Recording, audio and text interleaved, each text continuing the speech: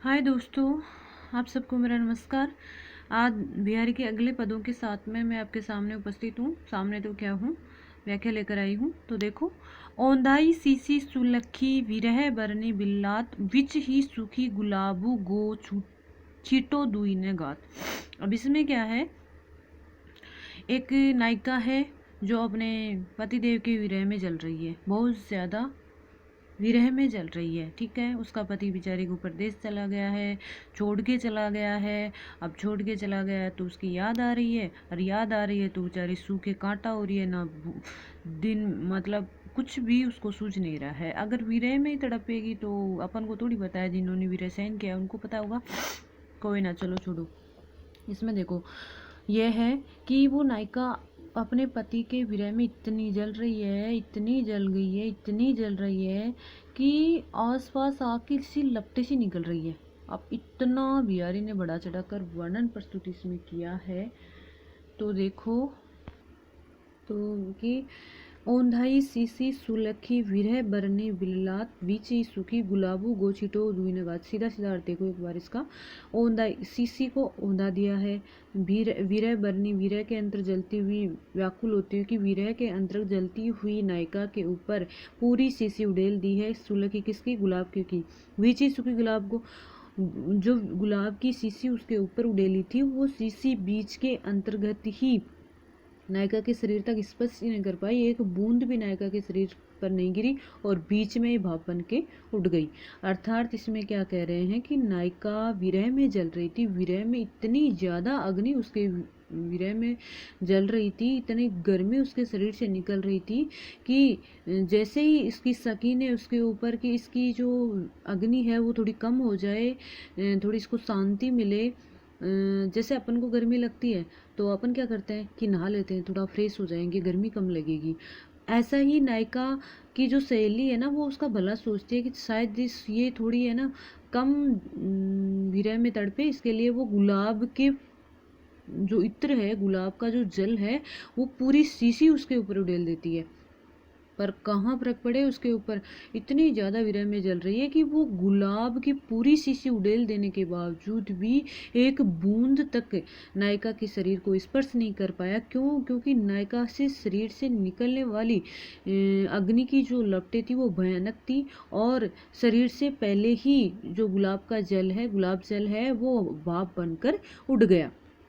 अब दोस्तों इसमें क्या है, इसमें विरह वो सॉरी क्या है, अतिशयोक्तिपूर्ण अलंकार आपको मैं बार बार बता रही हूँ कि इसमें इतना भी होता है कि इतनी भी विरह में जल रहा है कि शरीर ही जलने लग जाए, और विरह रूपी अग्नि इतनी ज़्यादा हो कि पानी मतलब शरीर को स्पर्श ही नहीं करे और भाप बनकर उड़ जाए। ऐसा भी होता है क्या? लेकिन बिहारी जी जब ऐसा कह रहे हैं तो होता होगा, अपन मान लेते हैं अपना क्या है, क्योंकि प्राचीन समय में शायद विरह अलग था, आज का विरह अलग है। आजकल तो वीडियो कॉलिंग हो जाती है जिससे थोड़ी तृप्ति मिल जाती है, बेचैनी नहीं होती। पहले तो कुछ भी फ़ोन वोन नहीं थे, कॉल वॉल नहीं था, तो परेशानी तो होती ही थी। तो कोई ना, चलो मान लेते हैं। अब इसमें देखो, इत आवती चली जाती उत चली छह सातक हाथ चढ़ी इंडोरे से रहे लगी उसासनु हाथ। अब सात, ओ देखो, अब देखो इसके अंतर्गत और भी ज़्यादा बड़ा चढ़ाकर वर्णन बिहारी जी ने प्रस्तुत किया है। तो देखो, इत, अब एक नायिका है जो विरह में जल रही है, और विरह में जल रही है, नायक परदेश में गया हुआ है। और परदेश में कहाँ, जैसे आजकल टाइलों में कमाने के लिए जाते हैं, बाहर कमाने के लिए जाते हैं, इराक दुबई में जाते हैं, दो तीन साल तक पीछे आते ही नहीं है। अब 2-3 साल में तो पता नहीं कैसे क्या हो जाता है, इंसान सूखे कांटा हो जाता है। तो वैसी स्थिति इस दोहे की नायिका की है। उसका पति बेचारे का छोड़ के इराक या दुबई, सऊदी अरब कहीं भी चला गया होगा, और वो सूखे इतनी कांटा हो गई है, इतनी कांटा हो गई विरह में। अरे विरह में अगर बेचैन होता है इंसान तो अपने व्यक्ति के लिए, तो क्या करता है, उसे मतलब तड़पना भी पड़ता है, रोना भी पड़ता है, भूख भी गायब होती है। तो यही स्थिति उसकी हो रही है। तो देखो क्या होता है, उसका हाल क्या हो रहा है। इत आवती चली जात उत चली छह सातक हाथ चढ़ी डोरे शेर लगी उसासनु सात उसासनु। नायिका जब जोर जोर से श्वास ले रही है तो ऐसा लग रहा है श्वास के साथ में इतावती चली जाती, एक बार तो इधर आती है और दूसरी बार उधर जाती है। तो नायिका जब सांस लेती है तो 6 हाथ पीछे की नहीं, हाँ हाँ, सांस लेती है 6 हाथ आगे और सांस छोड़ती है ना तो 6-7 हाथ पीछे चली जाती है। देखो यार, ऐसा भी है कि नायिका जब क्या करती है, श्वास लेती है तो विरह में जलने की वजह से वो कमज़ोर हो चुकी है, और जब सांस लेती है तो 6 हाथ तो आगे, और जब सांस छोड़ती है 6 हाथ पीछे की तरफ जाती है। ऐसी स्थिति को देखकर ऐसा लग रहा है कि नायिका चढ़ी हिंडोले, नायिका हिंडोले मतलब झूले पर झूला झूल रही है। नायिका की ऐसी स्थिति को देखकर ऐसा लग रहा है कि नायिका जो है वो झूले पर झूला झूल रही है। अब बताओ, सांस लेने की प्रवृत्ति में भी झूला झूलने की स्थिति जैसी स्थिति हो रही है उसकी, कि 6-7 हाथ हाथ ऐसा हो सकता है। बिहारी जी कह रहे हैं तो बिहारी जी की नायिका ऐसी ही थी। अपन इसमें कुछ भी नहीं कर सकते, अपन का काम है उसको समझना। तो चलो, लाल तुम्हारे विरह की अग्नि अनुप अपार, सरसे बरसे नीर हूँ जरू हूँ मिटे न झार। लाल विरह की हे प्रियतम या हे माँ यशोदा है अपने बेटे के लिए, जो श्री कृष्ण उसे छोड़कर कहाँ चले गए थे, मथुरा चले गए थे। उस विरह के अंतर्गत कि विरह की जो अग्नि है उसकी वो अनुप है, अपार है, इसका अंत ही नहीं हो रहा है। सरस से बरसे नीर हूँ, लगातार पानी जल रहा है, पानी बरस रहा है, नीर बरस रहा है, लेकिन फिर भी है ना, ये जो अग्नि की लपटें हैं वो मिटी नहीं रही है। जरूर न मिटे न जार की लगातार झड़ है। वर्षा ऋतु में लगातार जब झड़ रहता है, पानी बरसता रहता है, वैसे ही अश्रुओं रूपी नीर जो है वो जड़ के रूप में बह रहा है। अर्थात आंखों से आंसू रुक ही नहीं रहे, फिर भी ये जो अग्नि है वो शांति नहीं हो रही। अर्थात यहाँ पर जो वीरैनी है वो कह रही है कि हे प्रियतम, तुम्हारे विरह की जो अग्नि बहुत ज़्यादा विशाल है, ये जो है वो कम ही नहीं हो रही है। कि जैसे पानी बरसाने के बाद में अग्नि शांत हो जाती है, और यहाँ पर जो अश्रु आंखों के माध्यम से जो पानी बह रहा है, इतना पानी बह रहा है, इतना पानी बह रहा है कि वर्षा की तरह जड़ी सी लग रही है, फिर भी ये विरह रूपी अग्नि शांति नहीं होती है। आ गया होगा समझ में? दोबारा से देख लो कि यहाँ पर समझाते हुए वो कह रही है कि विरह रूपी अग्नि इतनी ज़्यादा प्रज्वलित हो रही है, इतनी ज़्यादा प्रज्वलित हो रही है, कितनी बड़ी आग हो, अगर उसके ऊपर पानी डालेंगे तो वो शांत हो जाती है, लेकिन विरह रूपी अग्नि है तो यहाँ पर अश्रुओं का, किसी और का, किसी पानी का कोई फर्क नहीं पड़ रहा है, वो उसकी लपटें और भी ज़्यादा घनी हो रही है।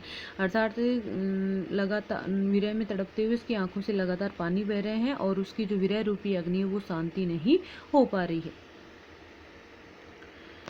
अगला देखो,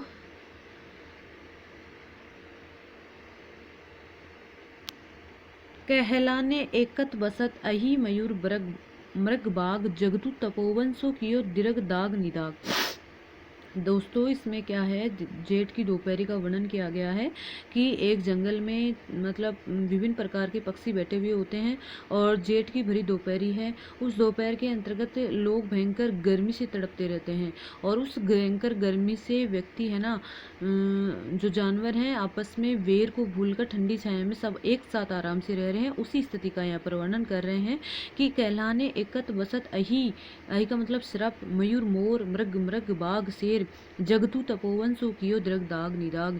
कि जेठ की दोपहरी, निदाग का मतलब जेठ की दोपहरी के अंतर्गत जो भयंकर दीर्घ भयंकर दाग गर्मी पड़ती है, भयंकर तपन पड़ती है, और उस जेठ की दोपहरी के अंतर्गत भयंकर गर्मी के अंतर्गत जो जंगल है उसने जंगल को तपोवन के समान बना दिया है। कि तपोवन में क्या होता है, सभी एक साथ शांति से रहते हैं, किसी में किसी प्रकार की ईर्ष्या नहीं होती है, शत्रुता नहीं होती है, वैसे ही जंगल को तपोवन के समान बना दिया है।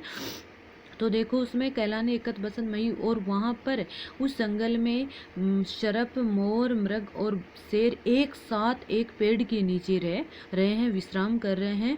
तो उनको देखकर ऐसा लग रहा है कि ये कोई तपोवन है जिसमें आपस में किसी प्रकार का कोई वैर नहीं होता, शत्रुता नहीं होती है।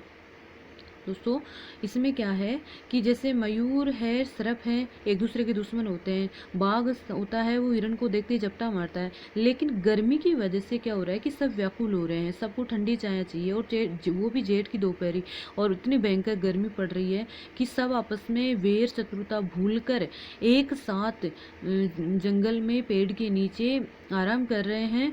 तो वो जो स्थिति है, वहाँ का जो दृश्य है, वो तपोवन के समान लग रहा है। और तपोवन में क्या होता है, किसी में किसी प्रकार की ईर्ष्या नहीं होती है, शत्रुता नहीं होती, सब आराम से बड़े प्रेम से रहते हैं। तो दोस्तों आज के लिए इतना ही, मिलते हैं अगले वीडियो में अगली व्याख्या के साथ में। तो धन्यवाद दोस्तों, देखने के साथ साथ लाइक करना ना भूले, कमेंट करना ना भूले, ताकि मुझे पता चले कि मेरे पढ़ाने में कहाँ कमी है और क्या आपको समझ में नहीं आया है। तो आज के लिए धन्यवाद, इतना ही।